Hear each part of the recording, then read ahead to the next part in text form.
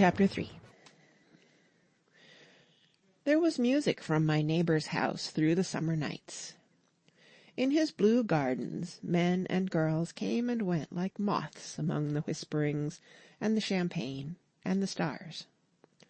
At high tide in the afternoon I watched his guests diving from the tower of his raft, or taking the sun on the hot sand of his beach, while his 2 motor boats slit the waters of the Sound, drawing aquaplanes over cataracts of foam. On weekends his Rolls-Royce became an omnibus, bearing parties to and from the city between 9 in the morning and long past midnight, while his station wagon scampered like a brisk yellow bug to meet all trains. And on Mondays, 8 servants, including an extra gardener, toiled all day with mops and scrubbing brushes and hammers and garden shears, repairing the ravages of the night before. Every Friday 5 crates of oranges and lemons arrived from a fruiterer in New York. Every Monday those same oranges and lemons left his back door in a pyramid of pulpless halves. There was a machine in the kitchen which could extract the juice of 200 oranges in half an hour, if a little button was pressed 200 times by a butler's thumb. At least once a fortnight a corps of caterers came down with several hundred feet of canvas and enough colored lights to make a Christmas tree of Gatsby's enormous garden. On buffet tables, garnished with glistening hors d'oeuvres, spiced baked hams crowded against salads of harlequin designs, and pastry pigs, and turkeys bewitched to a dark gold. In the main hall a bar with a real brass rail was set up, and stocked with gins and liquors, and with cordials so long forgotten that most of his female guests were too young to know one from another. By 7 o'clock the orchestra has arrived, no thin 5-piece affair, but a whole pit full of oboes and trombones and saxophones and viols and cornets and piccolos, and low and high drums. The last swimmers have come in from the beach now, and are dressing upstairs. The cars from New York are parked 5 deep in the drive, and already the halls and salons and verandas are gaudy with primary colors, and hair shorn in strange new ways, and shawls beyond the dreams of Castile. The bar is in full swing, and floating rounds of cocktails permeate the garden outside, until the air is alive with chatter and laughter, and casual innuendo, and introductions forgotten on the spot, and enthusiastic meetings between women who never knew each other's names. The lights grow brighter as the earth lurches away from the sun, and now the orchestra is playing yellow cocktail music, and the opera of voices pitches a key higher. Laughter is easier minute by minute, spilled with prodigality, tipped out at a cheerful word. The groups change more swiftly, swell with new arrivals, dissolve and form in the same breath. Already there are wanderers, confident girls who weave here and there among the stouter and more stable, become for a sharp, joyous moment the center of a group, and then, excited with triumph, glide on through the sea change of faces and voices and color, under the constantly changing light. Suddenly one of the gypsies, in trembling opal, seizes a cocktail out of the air, dumps it down for courage, and, moving her hands like Frisco, dances out alone on the canvas platform. A momentary hush. The orchestra leader varies his rhythm obligingly for her, and there is a burst of chatter as the erroneous news goes round that she is Gilda Gray's understudy from the Follies. The party has begun. I believe that on the first night I went to Gatsby's house I was one of the few guests who had actually been invited. People were not invited, they went there. They got into automobiles which bore them out to Long Island, and somehow they ended up at Gatsby's door. Once there, they were introduced by somebody who knew Gatsby, and after that they conducted themselves according to the rules of behavior associated with amusement parks.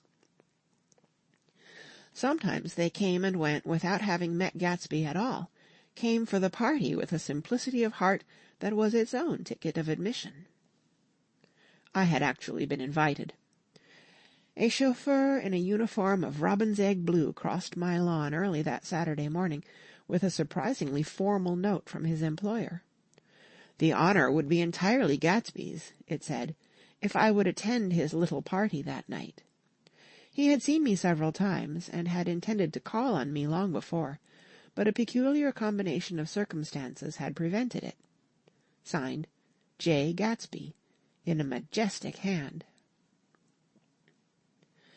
Dressed up in white flannels, I went over to his lawn a little after 7, and wandered around rather ill at ease among swirls and eddies of people I didn't know, though here and there was a face I had noticed on the commuting train. I was immediately struck by the number of young Englishmen dotted about, all well-dressed, all looking a little hungry, and all talking in low, earnest voices to solid and prosperous Americans.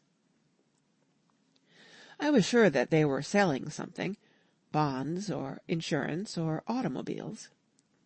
They were at least agonizingly aware of the easy money in the vicinity, and convinced that it was theirs for a few words in the right key. As soon as I arrived, I made an attempt to find my host, but the 2 or 3 people of whom I asked his whereabouts stared at me in such an amazed way, and denied so vehemently any knowledge of his movements, that I slunk off in the direction of the cocktail table, the only place in the garden where a single man could linger without looking purposeless and alone. I was on my way to get roaring drunk from sheer embarrassment, when Jordan Baker came out of the house, and stood at the head of the marble steps, leaning a little backward, and looking with contemptuous interest down into the garden. Welcome or not, I found it necessary to attach myself to someone before I should begin to address cordial remarks to the passers-by. "Hello!" I roared, advancing toward her. My voice seemed unnaturally loud across the garden.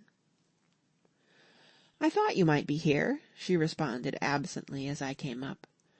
"I remembered you lived next door to—" She held my hand impersonally, as a promise that she'd take care of me in a minute, and gave ear to 2 girls in twin yellow dresses, who stopped at the foot of the steps.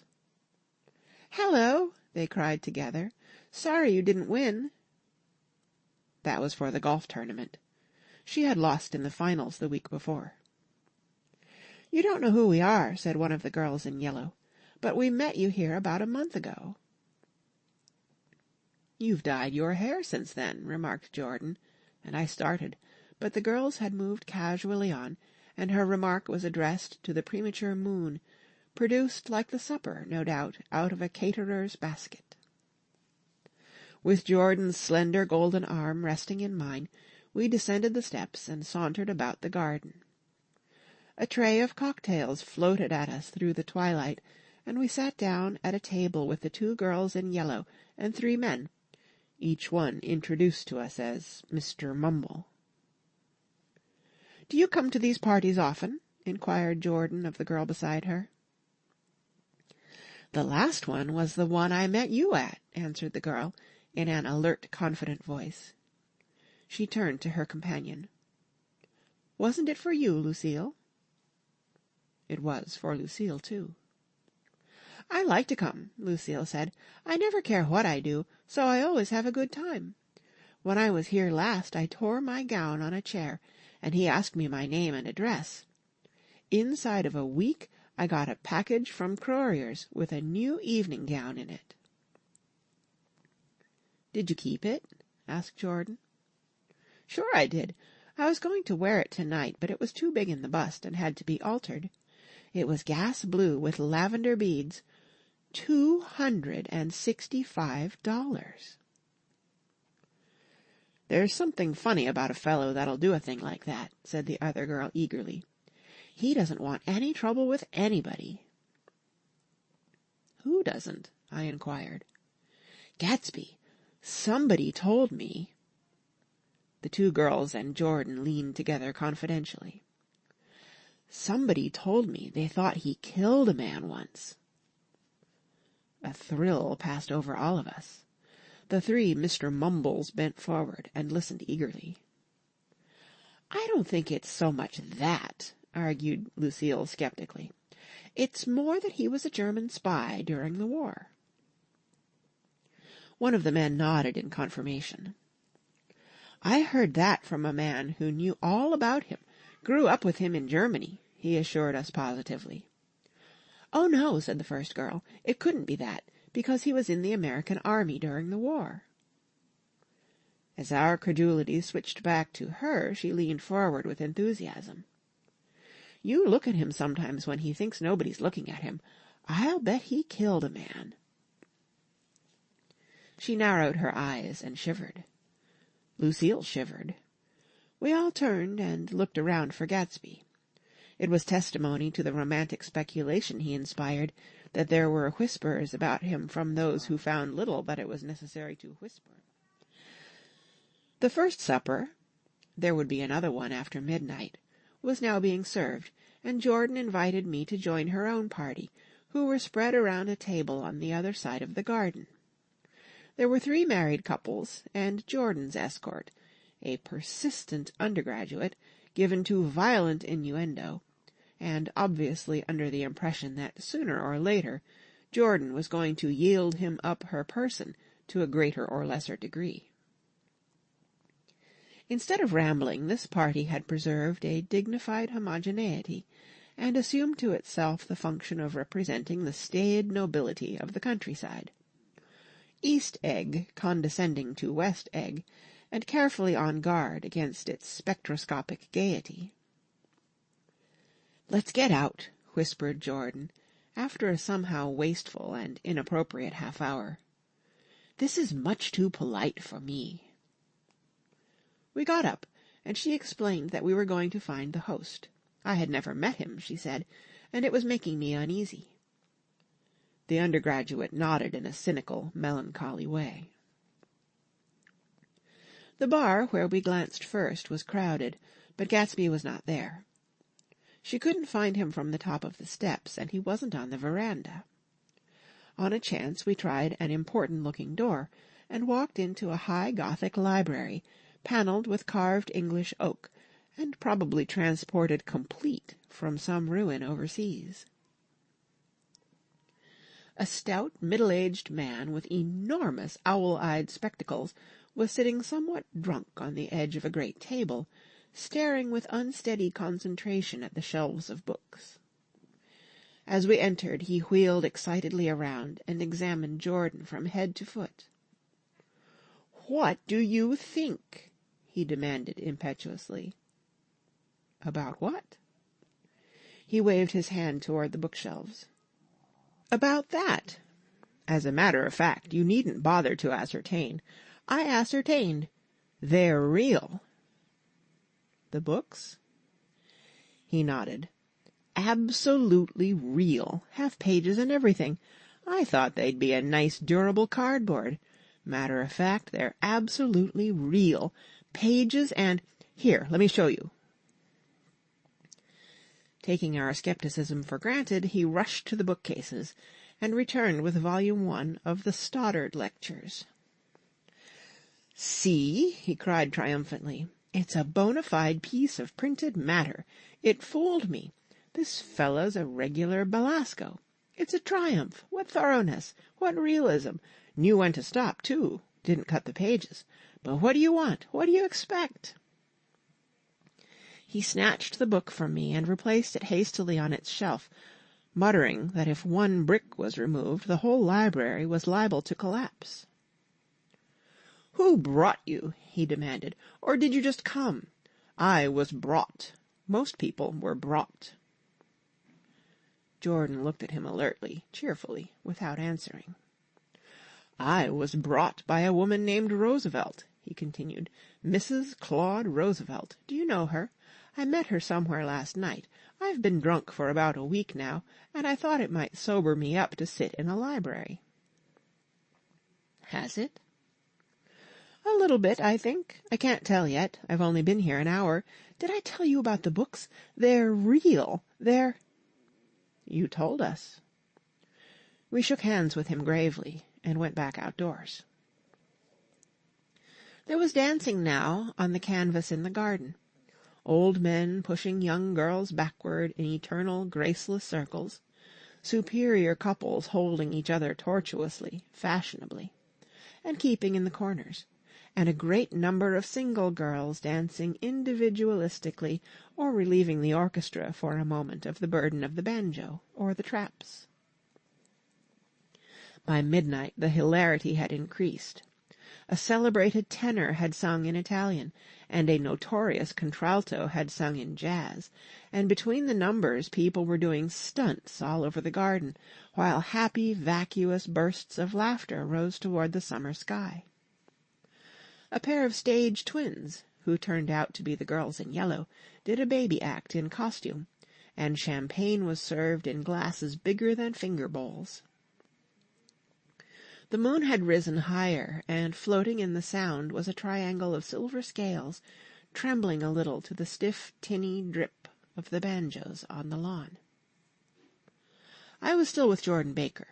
We were sitting at a table with a man of about my age and a rowdy little girl, who gave way upon the slightest provocation to uncontrollable laughter.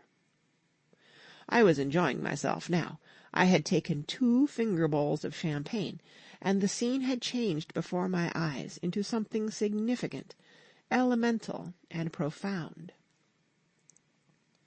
At a lull in the entertainment, the man looked at me and smiled. "Your face is familiar," he said politely. "Weren't you in the 3rd Division during the war?" "Why, yes. I was in the 9th Machine Gun Battalion." "I was in the 7th Infantry until June 1918. I knew I'd seen you somewhere before." We talked for a moment about some wet, grey little villages in France. Evidently he lived in this vicinity, for he told me that he had just bought a hydroplane and was going to try it out in the morning. "Want to go with me, old sport? Just near the shore along the Sound." "What time?" "Any time that suits you best." It was on the tip of my tongue to ask his name when Jordan looked around and smiled. "Having a gay time now?" she inquired. "Much better." I turned again to my new acquaintance. "This is an unusual party for me. I haven't even seen the host. I live over there." I waved my hand at the invisible hedge in the distance. "And this man Gatsby sent over his chauffeur with an invitation." For a moment he looked at me as if he failed to understand. "I'm Gatsby," he said suddenly. "What?" I exclaimed. "Oh, I beg your pardon." "I thought you knew, old sport. I'm afraid I'm not a very good host." He smiled understandingly, much more than understandingly. It was one of those rare smiles with a quality of eternal reassurance in it that you may come across 4 or 5 times in life.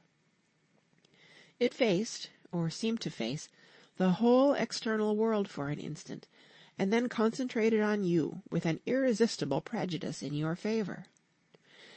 It understood you just so far as you wanted to be understood, believed in you as you would like to believe in yourself, and assured you that it had precisely the impression of you that, at your best, you hoped to convey. Precisely at that point it vanished, and I was looking at an elegant young roughneck, a year or 2 over 30, whose elaborate formality of speech just missed being absurd. Some time before he introduced himself, I'd got a strong impression that he was picking his words with care. Almost at the moment when Mr. Gatsby identified himself, a butler hurried toward him with the information that Chicago was calling him on the wire. He excused himself with a small bow that included each of us in turn. "If you want anything, just ask for it, old sport," he urged me. "Excuse me, I will rejoin you later." When he was gone, I turned immediately to Jordan, constrained to assure her of my surprise. I had expected that Mr. Gatsby would be a florid and corpulent person in his middle years. "Who is he?" I demanded. "Do you know?"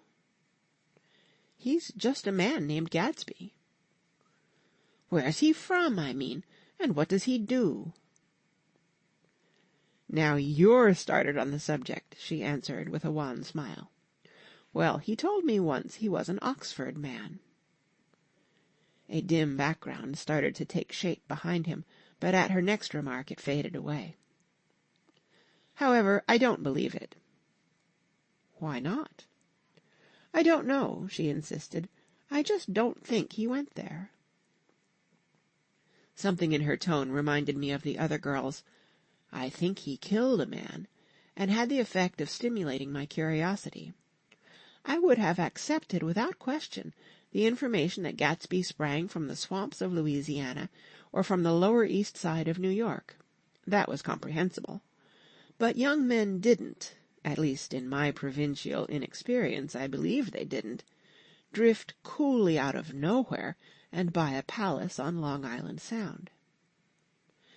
"Anyhow, he gives large parties," said Jordan, changing the subject with an urbane distaste for the concrete. "And I like large parties. They're so intimate. At small parties there isn't any privacy." There was the boom of a bass drum, and the voice of the orchestra leader rang out suddenly above the echolalia of the garden. "Ladies and gentlemen," he cried, "at the request of Mr. Gatsby, we are going to play for you Mr. Vladimir Tostof's latest work, which attracted so much attention at Carnegie Hall last May. If you read the papers, you know there was a big sensation." He smiled with jovial condescension, and added, "Some sensation," whereupon everybody laughed. "The piece is known," he concluded lustily, "as Vladimir Tostof's Jazz History of the World." The nature of Mr. Tostof's composition eluded me, because just as it began my eyes fell on Gatsby, standing alone on the marble steps, and looking from one group to another with approving eyes. His tanned skin was drawn attractively tight on his face, and his short hair looked as though it were trimmed every day. I could see nothing sinister about him. I wondered if the fact that he was not drinking helped to set him off from his guests, for it seemed to me that he grew more correct as the fraternal hilarity increased.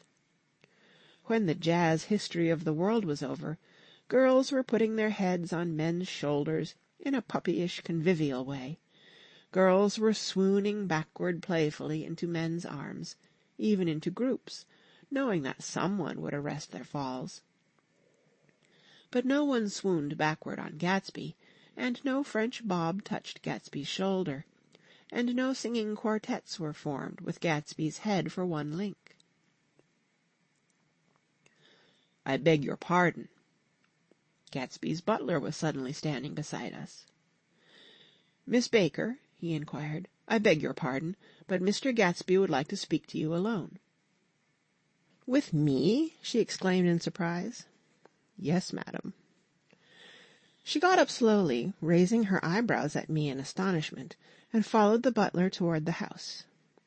I noticed that she wore her evening dress, all her dresses, like sports clothes. There was a jauntiness about her movements, as if she had first learned to walk upon golf courses in clean, crisp mornings. I was alone, and it was almost 2. For some time confused and intriguing sounds had issued from a long, many-windowed room which overhung the terrace. Eluding Jordan's undergraduate, who was now engaged in an obstetrical conversation with 2 chorus girls, and who implored me to join him, I went inside. The large room was full of people. One of the girls in yellow was playing the piano, and beside her stood a tall, red-haired young lady from a famous chorus, engaged in song. She had drunk a quantity of champagne, and during the course of her song she had decided, ineptly, that everything was very, very sad. She was not only singing, she was weeping too. Whenever there was a pause in the song, she filled it with gasping, broken sobs, and then took up the lyric again in a quavering soprano. The tears coursed down her cheeks, not freely, however, for when they came into contact with her heavily beaded eyelashes, they assumed an inky color, and pursued the rest of their way in slow black rivulets. A humorous suggestion was made that she sing the notes on her face, whereupon she threw up her hands, sank into a chair, and went off into a deep vinous sleep. "She had a fight with a man who says he's her husband," explained a girl at my elbow. I looked around. Most of the remaining women were now having fights with men said to be their husbands. Even Jordan's party, the quartet from East Egg, were rent asunder by dissension. One of the men was talking with curious intensity to a young actress, and his wife, after attempting to laugh at the situation in a dignified and indifferent way, broke down entirely and resorted to flank attacks. At intervals she appeared suddenly at his side like an angry diamond, and hissed, "You promised!" into his ear. The reluctance to go home was not confined to wayward men. The hall was at present occupied by 2 deplorably sober men and their highly indignant wives. The wives were sympathizing with each other in slightly raised voices. "Whenever he sees I'm having a good time, he wants to go home." "Never heard anything so selfish in my life." "We're always the first ones to leave." "So are we." "Well, we're almost the last tonight," said one of the men sheepishly. "The orchestra left half an hour ago." In spite of the wives' agreement that such malevolence was beyond credibility, the dispute ended in a short struggle, and both wives were lifted, kicking, into the night. As I waited for my hat in the hall, the door of the library opened, and Jordan Baker and Gatsby came out together. He was saying some last word to her, but the eagerness in his manner tightened abruptly into formality as several people approached him to say good-bye. Jordan's party were calling impatiently to her from the porch, but she lingered for a moment to shake hands. "I've just heard the most amazing thing," she whispered. "How long were we in there?" "Why, about an hour." "It was simply amazing," she repeated abstractedly. "But I swore I wouldn't tell it, and here I am tantalizing you." She yawned gracefully in my face. "Please come and see me. Phone book. Under the name of Mrs. Sigourney Howard, my aunt." She was hurrying off as she talked. Her brown hand waved a jaunty salute as she melted into her party at the door. Rather ashamed that on my first appearance I had stayed so late, I joined the last of Gatsby's guests, who were clustered around him. I wanted to explain that I'd hunted for him early in the evening, and to apologize for not having known him in the garden. "Don't mention it," he enjoined me eagerly. "Don't give it another thought, old sport." The familiar expression held no more familiarity than the hand which reassuringly brushed my shoulder. "And don't forget we're going up in the hydroplane tomorrow morning at 9 o'clock. Then the butler, behind his shoulder. "Philadelphia wants you on the phone, sir." "All right, in a minute. Tell them I'll be right there. Good night." "Good night." "Good night." He smiled, and suddenly there seemed to be a pleasant significance in having been among the last to go, as if he had desired it all the time. "Good night, old sport. Good night." But as I walked down the steps I saw that the evening was not quite over. 50 feet from the door a dozen headlights illuminated a bizarre and tumultuous scene. In the ditch beside the road, right side up but violently shorn of one wheel, rested a new coupe which had left Gatsby's drive not 2 minutes before. The sharp jut of a wall accounted for the detachment of the wheel, which was now getting considerable attention from half a dozen curious chauffeurs. However, as they had left their cars blocking the road, a harsh, discordant din from those in the rear had been audible for some time, and added to the already violent confusion of the scene. A man in a long duster had dismounted from the wreck, and now stood in the middle of the road, looking from the car to the tire, and from the tire to the observers, in a pleasant, puzzled way.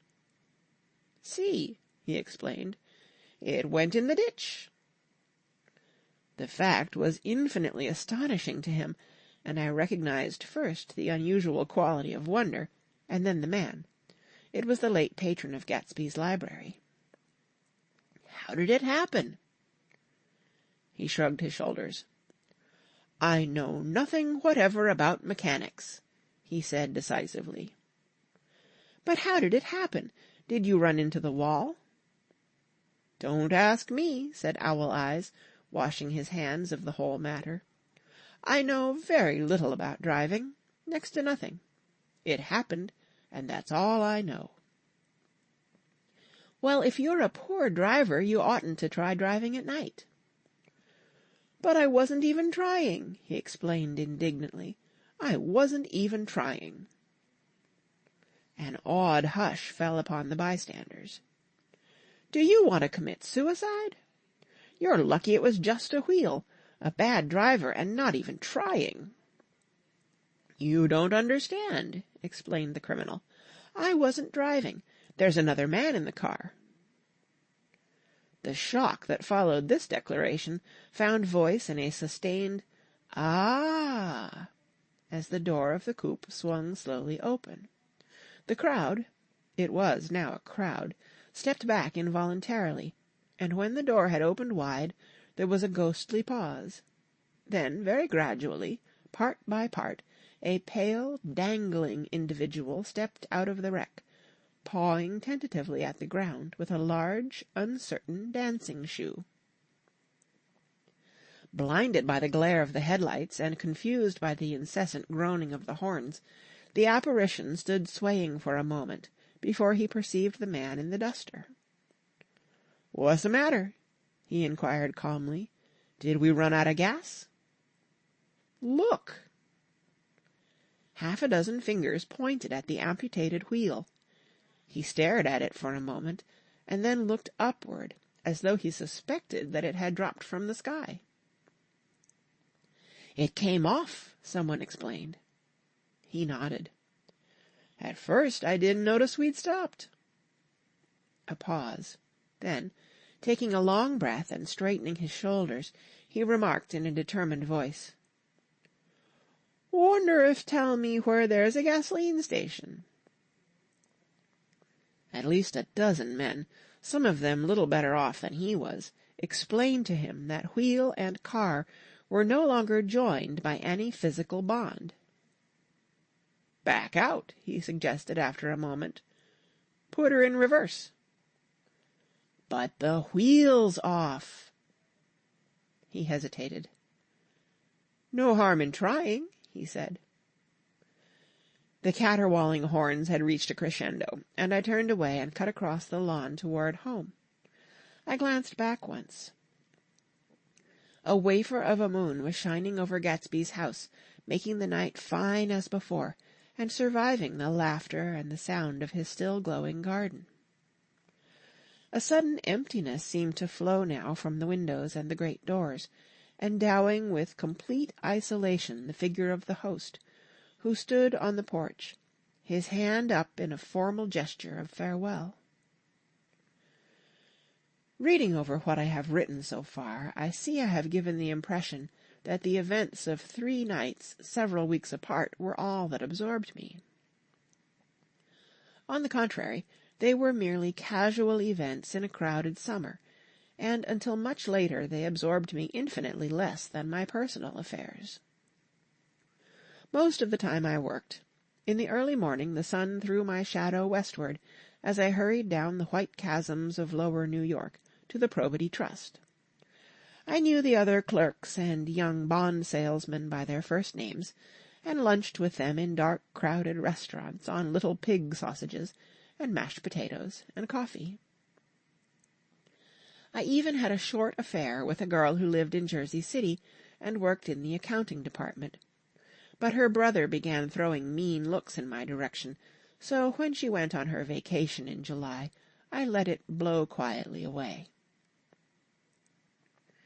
I took dinner usually at the Yale Club. For some reason it was the gloomiest event of my day, and then I went upstairs to the library and studied investments and securities for a conscientious hour. There were generally a few rioters around, but they never came into the library, so it was a good place to work. After that, if the night was mellow, I strolled down Madison Avenue past the old Murray Hill Hotel and over 33rd Street to the Pennsylvania Station. I began to like New York, the racy, adventurous feel of it at night, and the satisfaction that the constant flicker of men and women and machines gives to the restless eye. I liked to walk up Fifth Avenue and pick out romantic women from the crowd, and imagine that in a few minutes I was going to enter into their lives, and no one would ever know or disapprove. Sometimes in my mind I followed them to their apartments on the corners of hidden streets, and they turned and smiled back at me before they faded through a door into warm darkness. At the enchanted metropolitan twilight I felt a haunting loneliness sometimes, and felt it in others, poor young clerks who loitered in front of windows, waiting until it was time for a solitary restaurant dinner, young clerks in the dusk, wasting the most poignant moments of night and life. Again at 8 o'clock, when the dark lanes of the 40s were 5 deep with throbbing taxicabs bound for the theatre district, I felt a sinking in my heart. Forms leaned together in the taxis as they waited, and voices sang, and there was laughter from unheard jokes, and lighted cigarettes outlined unintelligible gestures inside. Imagining that I too was hurrying toward gaiety and sharing their intimate excitement, I wished them well. For a while I lost sight of Jordan Baker, and then in midsummer I found her again. At first I was flattered to go places with her, because she was a golf champion, and everyone knew her name. Then it was something more. I wasn't actually in love, but I felt a sort of tender curiosity. The bored, haughty face that she turned to the world concealed something. Most affectations conceal something eventually, even though they don't in the beginning. And one day I found what it was. When we were on a house party together up in Warwick, she left a borrowed car out in the rain with the top down, and then lied about it. And suddenly I remembered the story about her that had eluded me that night at Daisy's. At her first big golf tournament there was a row that nearly reached the newspapers, a suggestion that she had moved her ball from a bad lie in the semi-final round. The thing approached the proportions of a scandal, then died away. A caddy retracted his statement, and the only other witness admitted that he might have been mistaken. The incident and the name had remained together in my mind. Jordan Baker instinctively avoided clever, shrewd men, and now I saw that this was because she felt safer on a plane where any divergence from a code would be thought impossible. She was incurably dishonest. She wasn't able to endure being at a disadvantage, and, given this unwillingness, I suppose she had begun dealing in subterfuges when she was very young, in order to keep that cool, insolent smile turned to the world, and yet satisfy the demands of her hard, jaunty body. It made no difference to me. Dishonesty in a woman is a thing you never blame deeply. I was casually sorry, and then I forgot. It was on that same house party that we had a curious conversation about driving a car. It started because she passed so close to some workmen that our fender flicked a button on one man's coat. "You're a rotten driver," I protested. "Either you ought to be more careful, or you oughtn't to drive at all." "I am careful." "No, you're not." Well, other people are, she said lightly. What's that got to do with it? They'll keep out of my way, she insisted. It takes two to make an accident. Suppose you met somebody just as careless as yourself. I hope I never will, she answered. I hate careless people. That's why I like you. Her grey, sun-strained eyes stared straight ahead, but she had deliberately shifted our relations, and for a moment I thought I loved her. But I am slow-thinking and full of interior rules that act as brakes on my desires, and I knew that first I had to get myself definitely out of that tangle back home. I'd been writing letters once a week and signing them "Love, Nick," and all I could think of was how, when that certain girl played tennis, a faint mustache of perspiration appeared on her upper lip. Nevertheless, there was a vague understanding that had to be tactfully broken off before I was free. Everyone suspects himself of at least one of the cardinal virtues, and this is mine. I am one of the few honest people that I have ever known. End of chapter 3, read by Kara Schallenberg.